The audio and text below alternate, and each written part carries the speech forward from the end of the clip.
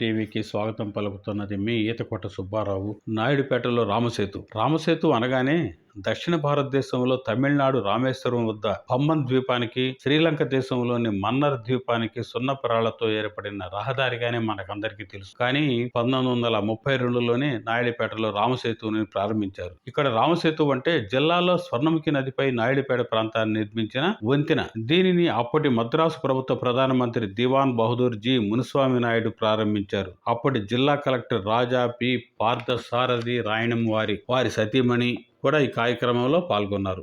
మొదట దీనికి రామసేతు అని నామకరణం చేశారు. కానీ అప్పటికే కాళేశ్వరం వద్ద నిర్మించిన బ్రిడ్జికి రామసేతు అని పేరు పెట్టడంతో దీనికి రామచంద్ర బ్రిడ్జ్ అని నామకరణం చేశారు. అయినప్పటికీ భాషా సాంప్రదాయాల నేపథ్యంలో రామసేతువుగానే చరిత్రలో నిలిచి పలు చోట్ల అలాగే నమోదవుతూ వచ్చింది. ఇక్కడ ఈ వంతెనకు ముందు కొంత లోతైన చరిత్ర తెలుసుకోవాలంటే 1925-26లోనే నది మీద ఒక శంకురాతి బాట మంజూరు చేశారు అప్పటి మద్రాసు ప్రెసిడెన్సీ అధికారులు. ప్రయాణికులకు, మోటార్ బండ్లకు దీనివల్ల సౌకర్యం కలగకపోగా వర్షాకాలంలో బహు ఇబ్బందులు పడతా ఉండారు. ఆ తర్వాత బ్రిటిష్ ప్రభుత్వం పక్క వంతెన నిర్మాణానికి 4,21,000 మంజూరు చేశారు. నెల్లూరు జిల్లా బోర్డు వారి యాజమాన్యం దీనిని కాంట్రాక్టర్లకి అప్పగించారు. ఈ వంతెనలో కూడా ఒక చాలా విశిష్టత ఉంది. ఎందుకంటే 6 ఫర్లాంగుల పొడవు కలిగి ఉంది, 23 అడుగుల ఎత్తు గలది, 60 అడుగుల నిడివితో 20 స్పాన్లు కలిగిన భారీ రామసేతు ఇది. అంటే భారీ వంతెన ఇది. ఈ వంతెనపై సిమెంట్, కాంక్రీట్ వేయబడి మోటారు తదితర వాహనాలకు సౌకర్యంగా ఉండేది. నెల్లూరు జిల్లాలో ట్రంక్ రోడ్డు మీద ముఖ్యమైన నదులు 4 ఉంటాయి. వాటి వల్ల ప్రయాణాలకి బాగా ఆటంకం కలుగుతూ ఉండటంలో 3 నదులకు అప్పట్లోనే ఏర్పాటు చేశారు. 4వది నాయుడుపేట స్వర్ణముఖి. ఇదే రామసేతు. బెజవాడ రామచంద్రారెడ్డి కృషి వల్ల స్వర్ణముఖిపై ఈ వంతెన ఏర్పాటు చేయబడింది.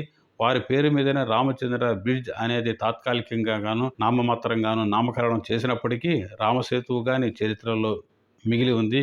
ఈ వంతెన పనులు చూసేందుకు కూడా అప్పటి board engineer M R Sadashiva Iyer ప్రత్యేకంగా నియమితులయ్యారు.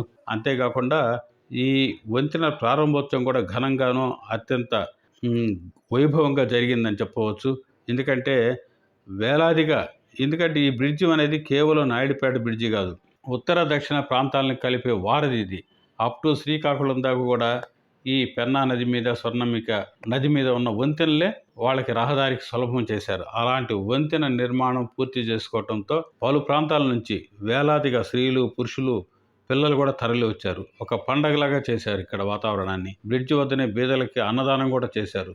వంతెన ఇరుపక్కల రంగు కాగితాలతో తోరణాలని అలంకరించారు. సభా మంటపం కూడా అత్యంత అందంగా అలంకరించడం అప్పట్లో ఒక విశేషంగానే నమోదయ్యింది. నెల్లూరు నుంచే కాకుండా అనేక ఈ అప్పటి మద్రాసు ప్రెసిడెన్సీ ప్రాంతాల నుంచి కూడా అధిక సంఖ్యలో ఇక్కడికి తరలి వచ్చారు.